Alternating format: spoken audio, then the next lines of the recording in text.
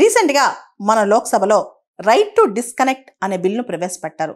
పని అయిపోయిన తర్వాత అంటే మన పని వేళ్ళు అయిపోయిన తర్వాత, పని గంటలు అయిపోయిన తర్వాత వర్క్ రిలేటెడ్ ఈమెయిల్స్ కానీ, మెసేజ్ కానీ, ఫోన్ కాల్స్ కానీ వీటన్నిటికీ మనం దూరంగా ఉండొచ్చు అనమాట. దీనికి సంబంధించి రైట్ టు డిస్కనెక్ట్, దీనివల్ల వర్క్ లైఫ్ బ్యాలెన్స్ పెరుగుతుందని కూడా అంటున్నారు. అయితే ఈ బిల్ అనేది ప్రైవేట్ మెంబర్ బిల్. సాధారణంగా ప్రైవేట్ మెంబర్ బిల్స్ పాస్ అవ్వవు. ఎందుకంటే ప్రైవేట్ మెంబర్ బిల్స్కి గవర్నమెంట్ సపోర్ట్ ఎక్కువగా ఉండదు. యాక్చువల్లీ మినిస్టర్స్ గవర్నమెంట్ తరఫున బిల్స్ ప్రవేశపెడతారు. అయితే ఈ ప్రైవేట్ మెంబర్ బిల్స్ అనేవి ఎంపీస్ ప్రవేశపెడతారు. ఇవి ఓన్లీ ఒక విషయంలో అవగాహన తీసుకురావడానికి కానీ, చర్చను లేపడానికి కానీ పనికొస్తే కానీ సాధారణంగా ఇవి పాస్ అవ్వనమాట. భారతదేశ పార్లమెంట్ ప్రారంభించినప్పటి నుంచి అతి కొద్ది ప్రైవేట్ మెంబర్ బిల్సే పాస్ అయ్యాయి. దాదాపు 14 ప్రైవేట్ మెంబర్ బిల్సే పాస్ అయ్యాయి అన్నమాట. మనం చూస్తే కనుక ఈ ప్రైవేట్ మెంబర్ బిల్ ఏదైతే రైట్ టు డిస్కనెక్ట్ ఉందో దాన్ని సుప్రియా సులే ఎన్సీపీ ఎంపీ ప్రవేశపెట్టారు.